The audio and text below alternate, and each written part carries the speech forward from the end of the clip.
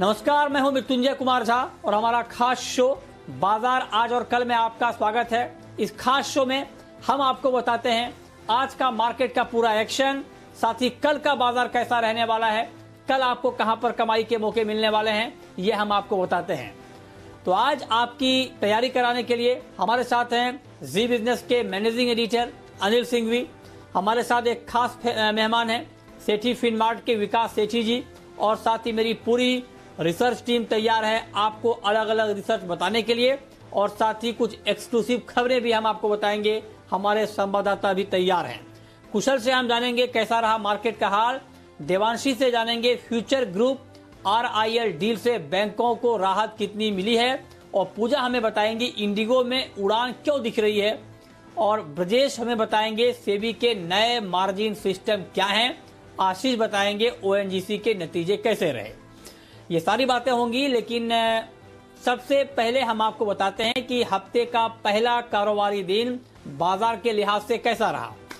तो मार्केट की अगर बात करें तो LSE पर तनाव का बड़ा इंपैक्ट आज शेयर मार्केट पर देखने को मिला, और सेंसेक्स करीब 850 अंकों की भारी गिरावट के साथ 38,628 के स्तर पर बंद हुआ। वहीं निफ्टी 260 अंक फिसलकर 11,387 के स्तर पर बंद हुआ। जानकार भारी गिरावट की वजह भारत और चीन के बीच LSE पर फिर से तनाव बढ़ने को बता रहे हैं। इसके अलावा कल से लागू होने वाले मार्जिन नियमों ने भी चिंता बढ़ा दी है।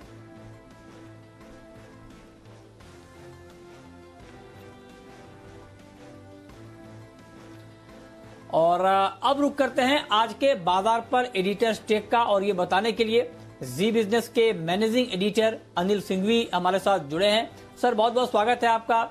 आज बाजार की शुरुआत बहुत ही मजबूती के साथ हुई, लेकिन ये तेजी लंबे समय तक टिक नहीं पाई। हालांकि कुछ खबरें आ गई बड़ी, उसका इंपैक्ट हमने देखा। ओवरऑल आप आज बाजार की चाल को किस तरह से देखते हैं? लगातार 6 दिनों की तेजी के बाद बाजार आज 7वें दिन भी दमदार तेजी के साथ खुले, और 23 मार्च के बाद का अब तक का सबसे ऊंचा लेवल आपको बाजार में देखने को मिला, और नए हाइस पर पहुंचे, यानी कि 11,800 के बेहद करीब पहुंचा निफ्टी, और 25,200 के पार निकला बैंक निफ्टी। लेकिन 11 बजे तक ये मजबूती बरकरार रही, और उसके बाद अचानक से बिकवाली आती हुई नजर आई, और जैसे जैसे समय बीता बिकवाली का दबाव बढ़ता गया। सबसे बड़ी वजह यह थी कि चीन के साथ सीमा पर जो तनाव फिर से आने की खबरें आई, उसके बाद बाजार में थोड़ी सी ट्रेडर्स में नर्वसनेस फैली। ट्रेडर्स और इन्वेस्टर्स दोनों ही अपनी तेजी की पोजीशन को तेजी से कम करते हुए नजर आए कि चलिए जाने दीजिए, पोजीशन कम कर ली जाए।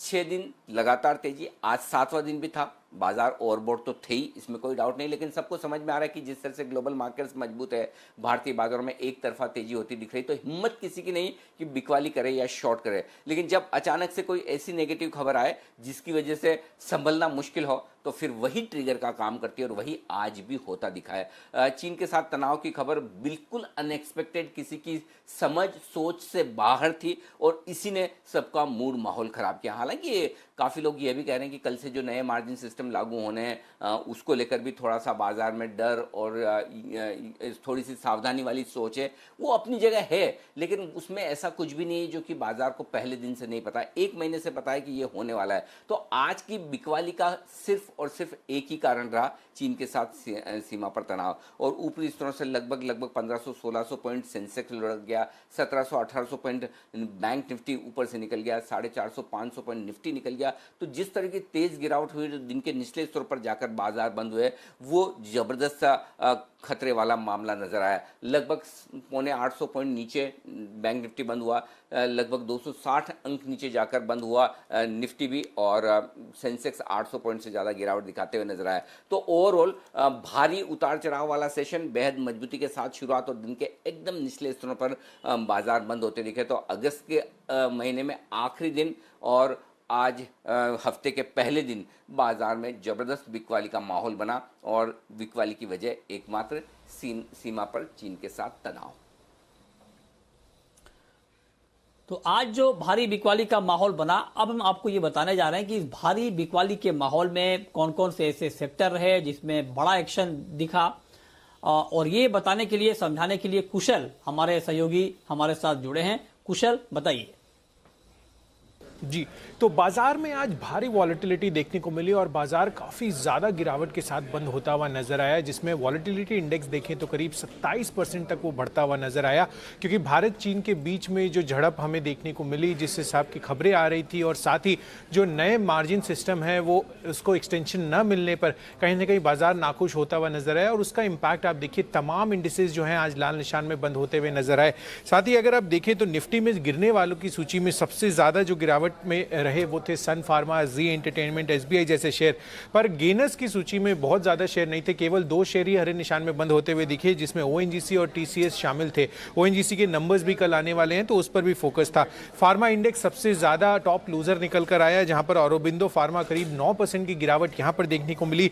साथ ही रियल्टी स्पेस जो पिछले 2-3 दिनों से काफी अच्छी तेजी बनी थी, वहां पर भी प्रॉफिट बुकिंग हमें देखने को मिली। साथ ही डीएलएफ, प्रेस्टीज एस्टेट जैसे शेयरों में 8 से 9% का इंट्राडे फॉल हमें देखने को मिला। इसके अलावा अगर आप पीएसयू बैंकिंग स्पेस भी देखें तो वहां पर भी जो प्रेशर था बिकवाली का वो ज्यादा हावी रहा, और यहां पर भी आपको प्रॉफिट बुकिंग देखने को मिली। जो बैंकिंग इंडेक्स पर्टिकुलरली फ्राइडे के सत्र में 1000 पॉइंट्स के गेन दिखा रहा था, वहां पर आज ऊपरी स्तरों से करीब 1500 पॉइंट्स का डिक्लाइन हमें देखने को मिला। साथ ही मेटल्स जो थे वो आज लूजिंग साइड पर देखने को मिले, फार्मा और बैंकिंग स्पेस के साथ साथ, और प्राइवेट बैंकिंग स्पेस भी लूजर साइड पर देखने को मिले। साथ ही अगर आप जी बिस के हिट कॉल्स की बात करें तो आज जो सेल्स कॉल थे वो काफी फोकस में थे, जिसमें बायोकॉन वागले साहब का, साथ ही जेएसडब्ल्यू स्टील बसीन साहब ने बताया था आपको, और हिंडाल्को और एमजीएल जैसे शेयरों में जो है आज हमें बिकवाली देखने को मिली।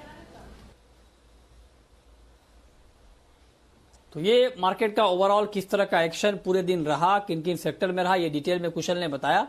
लेकिन अब रुक करते हैं अपने खास मेहमान का, और आज हमारे साथ कार्यक्रम में हैं सेठी फिनमार्ट के विकास सेठी जी। विकास जी, बहुत बहुत स्वागत है सर आपका। मेरा पहला सवाल आपसे ये होगा कि आज हालांकि मार्केट में अनएक्सपेक्टेड एक खबर आई और उसका इम्पैक्ट हमने देखा, लेकिन ओवरऑल क्या लगता है मार्केट आपको? और ये जानना इसलिए भी जरूरी है क्योंकि जीडीपी के नंबर आए हैं और नंबर जो पहली तिमाही के वो बेहद खराब हैं, -23% से ज्यादा खराब नंबर यहाँ पर आए हैं। तो ओवरऑल मार्केट का मूड माहौल आपको कल के लिए कैसा दिख रहा है, और ऐसे में कल के लिए क्या ट्रेड लिया जाए इंट्राडे के पॉइंट ऑफ व्यू से? बिल्कुल मृत्युंजय, देखिए आज के बाजार में शुरुआत हमने बहुत ही अच्छी खासी तेजी के साथ करी। इंटरनेशनल क्यूज वगैरह पॉजिटिव थे, बट जैसे अनिल जी भी बता रहे थे 11 बजे के आसपास खबरें आने लगी कि इंडिया और चाइना के बीच में एलएसी में तनाव बढ़ा है, तो उसकी वजह से गिरावट शुरू हुई। और उसके बाद जो एक मार्जिन, जो नए मार्जिन सिस्टम्स को लेके जो सेबी और ब्रोकर्स के बीच में जो मीटिंग थी, उसके भी आउटकम आ गए, और उसमें फिर ये लगभग तय हो गया कि कल से नए मार्जिन सिस्टम्स लगेंगे। उसके बाद से बाजार में हमने देखा बहुत अच्छी खासी बिकवाली हुई, और अब बहुत ही अच्छी खासी गिरावट के साथ आज बंद हुए हैं। पर मुझे लगता है कि ये जो गिरावट आई है, ये मुझे लगता है कल अगर ये यूएस चाइना का, इंडिया और चाइना का जो मामला है, जो कि बाजार बंद होने के बाद खबरें आई कि कोई इतना ज्यादा चिंता करने की बातें नहीं है, मुझे लगता है अगर आज यूएस के मार्केट्स रिकवर होते हैं या अच्छा करते हैं, तो फिर मुझे लगता है कल एक अच्छी खासी रिकवरी भी देखी जा सकती है बाजार में। तो बाकी बाजार में थोड़ा कॉशियस रहने की जरूरत है, बिकॉज हम एक एलिवेटेड लेवल्स पे ऑलरेडी है।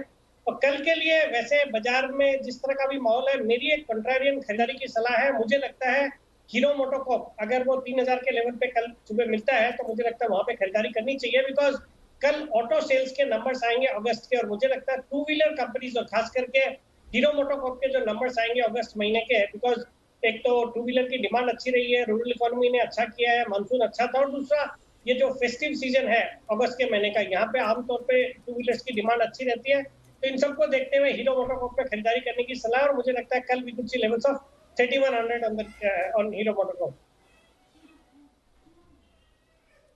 ठीक है, लेकिन एक सवाल विकास जी मैं आपसे जानना चाहता हूं कि जो जीडीपी के नंबर में ऐतिहासिक गिरावट आई है, क्या इस गिरावट, हालांकि मार्केट में इस बात का अनुमान था कि जीडीपी के नंबर बहुत कम होंगे, माइनस में आएंगे, लेकिन इतना ज्यादा माइनस में आएंगे 23-24%, क्या इस बात का अंदाजा मार्केट को था? मार्केट ने डिस्काउंट कर लिया है, या इसका कुछ इम्पैक्ट हम कल के कारोबार में ओवरऑल देखेंगे?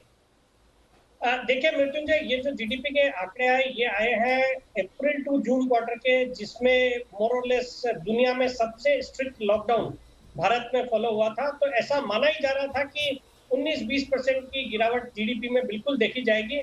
वो उससे भी ज्यादा 23-24% के करीब आई है, जो कि थोड़ा ज्यादा है। But still I would feel कि ये जो नंबर्स आए हैं जीडीपी के, ये मोर और लेस प्राइस्ड इन है।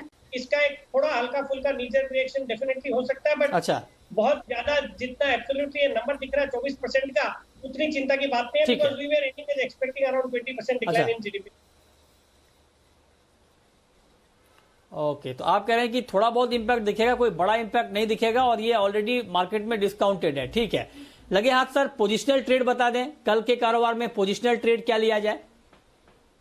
बिल्कुल मृत्युंजय, पोजिशनल ट्रेड के तौर पे एक बहुत ही अच्छी फंडामेंटली सॉलिड कंपनी मैं रेकमेंड करना चाहूंगा। स्टॉक का नाम है नोसिल।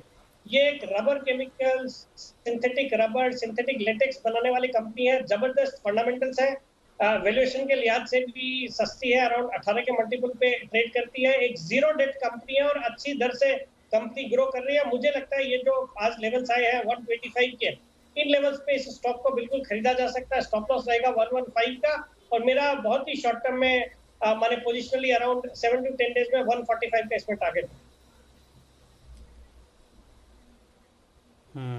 ठीक है, तो ये दो ट्रेड आपके लिए कि एक तो इंट्राडे में आपको कहां पर ट्रेड लेना है और पोजिशनली आप कहां पर ट्रेड ले सकते हैं, ये आपको दो ट्रेड अभी विकास जी ने बताए हैं। आगे हम और भी ट्रेड जानेंगे, लॉन्ग टर्म का इन्वेस्टमेंट जानेंगे, लेकिन आगे बढ़ते हैं और रुक करते हैं फिलहाल अगली एक और महत्वपूर्ण खबर का। और खबर यह है कि फ्यूचर ग्रुप और आरआईएल की जो डील हुई है, इसमें लेनदारों को किस तरह से राहत मिली है, ये डिटेल में समझाने के लिए देवांशी हमारे साथ जुड़ रही हैं। देवांशी, बताइए। इस वीकेंड को रिटेल स्पेस में एक बड़ी डील होती हुई दिखी है। फ्यूचर ग्रुप और रिलायंस इंडस्ट्रीज के बीच में यह डील हुई है, जहां पे फ्यूचर ग्रुप अपने 4 कारोबार को रिलायंस इंडस्ट्रीज को बेचेगी। Future group retail, wholesale, logistics और वेयर हाउसिंग कारोबार को बेचते हुए दिखेगी रिलायंस इंडस्ट्रीज को। अभी जो पूरी डील है वो करीब 27,500 करोड़ की होती हुई दिखी है, जिसमें एक अच्छी बात यह है कि रिलायंस रिटेल या रिलायंस इंडस्ट्रीज जो है वो उनके लोन्स को भी टेक ओवर करेगा। करीब 12,500 करोड़ के जो लोन्स हैं उसको भी टेक ओवर करती हुई दिखेगी। अब ये जो जितने भी लेंडर्स हैं उनके लिए काफी राहत की बात आती हुई दिख रही है, क्योंकि जब ये डील पूरी नहीं हुई थी या बातचीत चल रही थी, तब ये आशंका जरूर थी कि लेनदारों को इस ग्रुप पर यानी कि फ्यूचर ग्रुप पर करीब 30 to 50% तक के हेयर कट्स लेने पड़ सकते हैं। लेकिन क्योंकि ये डील टाइम पर होती हुई दिखी और फेयर वैल्यूएशंस पे होती हुई दिखी है, तो माना अब यही जा रहा है कि जितने भी लेनदार है उनका कर्ज का भुगतान होता हुआ दिखेगा। फ्यूचर ग्रुप का कुल मिला के करीब 16,000 करोड़ का एक्सपोजर था, जिसमें अब देखिए जो प्रमोटर्स हैं उनका एडिशनल 11,000 करोड़ के निजी लोन्स होते हुए दिख रहे हैं। लेकिन कई ऐसे बैंक्स हैं जिनका काफी एक्सपोजर है इस ग्रुप की तरफ, और अब उनको राहत होती हुई दिख रही है, क्योंकि इनको कोई एक्सपोजर, इनको कोई हेयर कट नहीं लेना पड़ेगा। इसमें जो बड़ी बैंक शामिल होती हुई दिखी हैं या जो इंस्टीट्यूशंस शामिल होते हुए दिखे हैं, उसमें बैंक ऑफ इंडिया है जिसका सबसे ज्यादा एक्सपोजर है, करीब 5,750 करोड़ का। एक्सिस बैंक का 1,250 करोड़ का एक्सपोजर था। साथ ही बैंक ऑफ बड़ौदा जहां पे 750 करोड़ का एक्सपोजर है इस ग्रुप की तरफ। इसके अलावा आईडीबीआई ट्रस्टशिप, बजाज फाइनेंस दोनों का 500 करोड़ का एक्सपोजर था, और साथ ही इंडियन बैंक, यूको बैंक जैसे बैंक से जहां पे करीब 150 करोड़ के एक्सपोजर्स थे इस ग्रुप की तरफ। तो अब क्योंकि ये डील पूरी होती हुई दिखेगी, तो इसके चलते माना जा रहा है कि बिना कोई हेयर कट इन लेनदारों को अपने जो कर्ज हैं वो उनका भुगतान होता हुआ दिखेगा। तो ये काफी राहत की बात सारे बैंक्स के लिए आती हुई दिख रही है। ओके, तो ये डिटेल में देवांशी ने समझाया है। आगे बढ़ते हैं। कमजोर बाजार में भी इंडिगो ने ऊंची उड़ान भरी है, इसके पीछे वजह क्या है, इस ऊंची उड़ान के पीछे, ये बताने के लिए, समझाने के लिए पूजा हमारे साथ जुड़ रही हैं। पूजा, बताइए। जी, आज कमजोर बाजार में भी इंडिगो में शानदार प्रदर्शन देखने को मिल रहा है, और वजह भी है। माना जा रहा है कि 70% क्षमता पर ऑपरेट करने में सबसे पहले मुनाफे में आने का अनुमान है इंडिगो का। फिलहाल 45% क्षमता पर ऑपरेट कर रही है, लेकिन 2021 तक माना जा रहा है कि इनकी जो कैपेसिटी है वो 75% पहुंच सकती है। और वजह यह भी है कि त्योहारों पर भी हवाई सफ़र बढ़ने का अनुमान किया जा रहा है, तो उसका भी फायदा यहाँ पर इंडिगो को मिलता हुआ दिखाई देगा। और डेडलाइन के पहले पहले कंपनी ने अपने जितने भी इंजन थे वो भी बदल दिए, तो उससे भी यहाँ पर कंपनी को फायदा मिलता हुआ दिखाई देगा। अगर मौजूदा स्थिति की बात करें तो वो भी काफ़ी अच्छी है और वहाँ पर सुधार देखने को मिला है। पैसेंजर लोड फैक्टर 65 to 70% है। जुलाई में मार्केट शेयर भी बढ़ा है, 47% से बढ़कर 60% पहुँच चुका है। अन्य एयरलाइन की कमज़ोर बैलेंस शीट से भी कंपनी को यहाँ पर फायदा होते हुए दिखाई दे रहा है। और अगर आप इंडिगो के शेयर में भी देखेंगे तो 24 मार्च को 770 पर ट्रेड कर रहा था और इस वक्त 1220 पर पहुंच चुका है, यानी कि इस महीने के बीच में, यानी कि जब लॉकडाउन लगा था और उसके बाद से लेकर अब तक करीब 58% की बढ़त यहां पर इंडिगो के शेयर में देखने को मिल चुकी है। तो इस स्टॉक पर आप आने वाले समय के लिए भी नजर रख सकते हैं, प्रदर्शन में सुधार होने की उम्मीद। तो ये महत्वपूर्ण वजह है जिससे इंडिगो में हमने अच्छी तेजी का माहौल बनता हुआ देखा है। लेकिन अब रुक करते हैं हमारी खास पेशकश का, शर्मा जी के ऑप्शन का।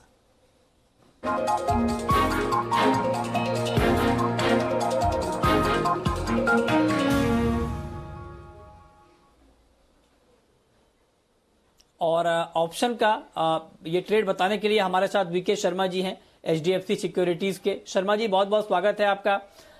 बताइए सर, कल का मार्केट ऑप्शन ट्रेड के लिहाज से कैसा रहेगा? ऑप्शन में कहां पर किस तरह का ट्रेड लेना चाहिए? जी मृत्युंजय, आपको और आपके सभी दर्शकों को नमस्ते। मेरा ये मानना है कि जब ऑप्शंस में सबसे बड़ा इन्वेस्टर के लिए ऑप्शन है कि कुछ नहीं भी करे तो भी चलेगा, ठीक है। तो ऑप्शंस कोई रोजाना आपको लेने ही है, मैं इसके बिल्कुल उसमें नहीं हूँ फेवर में। पर फिर भी जिन लोगों को अपना प्रोटेक्ट करना है पोर्टफोलियो, जो होल्ड करते हैं इंडाल को, वो चाहे तो 180 का पुट ले सकते हैं, 7 रुपए 10 पैसे पे, स्टॉप लॉस है 5 रुपए का और इसका टारगेट रहेगा 10 रुपए 50 पैसे। जिनको वो स्टॉक जिनके पास है, आम तौर पर ये जो मैं कह रहा हूँ, उस ऑप्शन पे अगर मार्केट गिरेगा तो आपको मिलेगा ही नहीं, तो आप नहीं कर पाएंगे। तो नहीं किया जाए तो भी बेहतर है। डॉक्टर रेड्डी कैसा, जिसका अभी पिटाई हुई, सेक्टर की पिटाई हुई, 4300 की कॉल जो 14 रुपए 50 पैसे पे क्लोज हुई, जो 42 रुपए पे क्लोज हुई, वो अगर 125 रुपए नीचे होती है, यानी कि 20 रुपए नीचे होती है 1 रुपए तक, तो आप इसको ले सकते हैं। उसमें स्टॉप लॉस रखे 95 रुपए का और टारगेट रहेगा 190। मैं ये मानता हूं कि इतनी गिरावट के बाद थोड़ा बहुत मार्केट नीचे खुल सकता है, लेकिन वापस रिकवरी भी पॉसिबल है। और अब वक्त है ये जानने का कि कल के बाजार में आपकी स्ट्रेटेजी क्या होनी चाहिए, और ये बताने के लिए हमारे मैनेजिंग एडिटर अनिल सिंघवी हमारे साथ बने हैं। सर, बाजार में अभी काफी खराब माहौल है, ऐसे में कल के लिए क्या स्ट्रेटेजी होनी चाहिए, और साथ ही निफ्टी और निफ्टी बैंक के लिए अहम लेवल्स क्या होंगे? कल के बाजारों का अंदाजा लगाना बेहद मुश्किल काम है, क्योंकि जहां एक और ग्लोबल मार्केट स्टेबल और मजबूत है, भारतीय बाजारों के बंद होने के वक्त डाउ फ्यूचर्स 90 पॉइंट ऊपर ही ट्रेड कर रहे थे, लेकिन अल्टीमेटली बाजार कितना ऊपर नीचे होंगे ये हम ग्लोबल मार्केट से संकेत नहीं लेंगे, बल्कि इस बात से संकेत लेंगे कि चीन के साथ जो तनाव है वो कम होता है, बढ़ता है या न्यूट्रल रहता है। इसके दम पर कल भारतीय बाजार अपनी दिशा और दशा तय करने की कोशिश करेंगे। अगर फर्ज करें बाजार के लिए कहीं और तनाव बढ़ने की खबर नहीं हो तो 11,300, 11,350 ये मजबूत सपोर्ट जोन था, बिल्कुल बाजार वहीं पर बंद हुए। अगर इसे तोड़ा तो फिर 11,000, 11,200 तक बाजार जाने की कोशिश कर सकता है। बैंक निफ्टी 23,400, 23,500 मजबूत सपोर्ट है, आज वहीं पर सपोर्ट लेकर बाजार होल्ड हुआ है। अगर वो टूटा तो फिर 22,500, 22,600 के आसपास तक का रास्ता भी बैंक निफ्टी के लिए खुल सकता है। ऊपरी स्तरों पर ताकत तब नजर आएगी जब अब 24,000, 24,100 के पार निकलकर बैंक निफ्टी फिर से ट्रेड करना शुरू करे और 11,500 के पार निकलकर निफ्टी ट्रेड करना शुरू करे, तो फिर हम समझेंगे कि बाजार में फिर से ताकत आती हुई दिख रही है। इस वक्त डेटा काम करते हुए नजर नहीं आ रहे हैं, सिर्फ और सिर्फ एक ही चीज पर बाजार ट्रेड कर रहा है, वो है न्यूज और सेंटीमेंट। जिस तरफ खबरें जाएगी उस तरह से आपका सेंटीमेंट बदलेगा और उस तरह के मूव आपको आते हुए दिख सकते हैं। तो किसी भी तरह बड़े मूव आने की संभावना से आप इनकार नहीं कर सकते हैं। बात बन जाए, सुधर जाए मूड, तो डेफिनेटली फिर से एक बाजार बड़ी तेजी के साथ रिकवर हो सकता है, और अगर खराब हो जाए तो यहाँ से थोड़ा और नीचे भी आ जाए तो कोई बड़ी बात नहीं। तो बाजार के मूड का अंदाजा लगाना है तो सिर्फ और सिर्फ खबरों पर फोकस कीजिए। मेरे ख्याल से अगले 1 या 2 ट्रेडिंग सेशन बाजार न्यूज ड्रिवन रहेगा और उसके बाद फिर से डेटा और लेवल्स अपना काम करते हुए दिखेंगे। तो थोड़ा सा वोलेटाइल मार्केट रह सकता है, मुश्किल भरा रह सकता है किसी भी तरफ, तेजी की तरफ भी या मंदी की तरफ भी। तो पोजीशंस कम रखें, सावधानी रखें। कल से मार्जिन के नए नियम भी लागू होते हुए दिखेंगे और इन नए नियमों के हिसाब से आपको अपने आप को एडजस्ट भी करना है। तो ये एक और चीज है जिस पर आपको फोकस करना है। तो बेहतर यही होगा इस तरह की चीजों में हल्के रहें, सावधानी के साथ ट्रेड करें, स्टिक स्टॉप लॉस के साथ ट्रेड करें, हेज रखें और बेहतर है ऑप्शन में ट्रेड करें या फिर दूर बैठकर आराम से नज़ारा देखें। सेटल होने दे बाजार को, यही है, कहाँ जाने वाला है, आज नहीं तो कल, कल नहीं तो परसों। आराम से जब थोड़ी शांति आ जाए उसके बाद एक्शन में आए, वो ज़्यादा बेहतर रहेगा। बहुत शुक्रिया सर आपका कल के लिए ये स्ट्रेटेजी बताने के लिए। लेकिन अब हम आपको बताते हैं कि लंबे समय के लिए आपको इस बाजार में कहां पर निवेश करना है। विकास जी, लॉन्ग टर्म के लिए इन्वेस्टमेंट का मार्केट अभी आपको कैसा दिख रहा है और निवेश करना हो तो किस शेयर में करें? बिल्कुल मृत्युंजय, लॉन्ग टर्म के लिए तो एक बहुत ही अच्छा मौका है। ये जो गिरावट आ रही है इसमें खरीदारी करने का, तो यहाँ पे मैं एक स्टॉक रिकमेंड करने जा रहा हूँ। कंपनी का नाम है L&T टेक्नोलॉजी सर्विसेज। बहुत ही जबरदस्त कंपनी है, L&T ग्रुप की कंपनी है, एक स्ट्रॉन्ग पेडिग्री। ये कंपनी इंजीनियरिंग सर्विसेज प्रोवाइड करती है, वेल्डिंग रोबोट, फिर मेडिकल डिवाइसेस भी बनाती है, प्रोपल्शन सिस्टम्स, फिर प्लांट इंजीनियरिंग, इस तरह के कारोबार करती है। एक जबरदस्त कंपनी है, वैल्यूएशंस भी आकर्षक है और अगर आप इसके फंडामेंटल्स देखेंगे तो ऑपरेटिंग प्रॉफिट मार्जिन करीबन 20% का है, रिटर्न ऑन इक्विटी अराउंड 30%, एक जीरो डेट कंपनी है और पिछले 3 साल में कंपनी की पैट में करीबन 27% की दर से ग्रो किया है। और FIIs DIIs भी एक अच्छी खासी 18% होल्डिंग रखते हैं और वो लगातार अपनी होल्डिंग इसमें बढ़ा रहे हैं। तो मुझे लगता है इस स्टॉक में 1565 के लेवल्स पे आज ये बंद हुआ है, यहाँ पे खरीदारी करनी चाहिए। आने वाले 9 से 12 महीने में मेरा इसमें 1800 रुपए का टारगेट। जी, तो ये लंबे समय का आपके लिए निवेश। लेकिन अब आपको बताते हैं कि कल आप ऑप्शन में और कहां पर ट्रेड ले सकते हैं।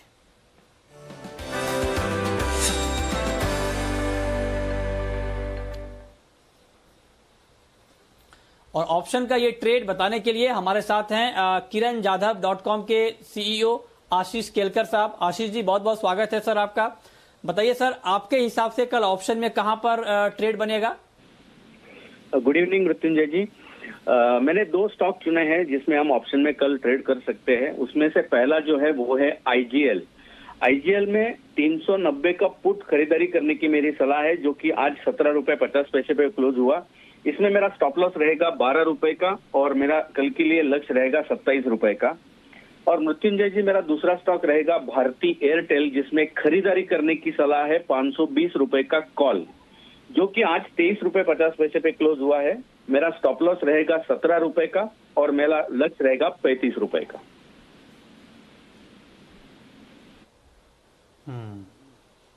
ठीक है, बहुत शुक्रिया सर आपका किरण जी, और साथ ही विकास जी आपका भी बहुत बहुत शुक्रिया और पूरी रिसर्च टीम का भी बहुत बहुत शुक्रिया बताने के लिए कि आज कौन कौन सी खबरें रही, कहां पर एक्शन रहा और कल का मार्केट कैसा रह सकता है। तो फिलहाल इस बुलेटिन में इतना ही, छोटा सा ब्रेक।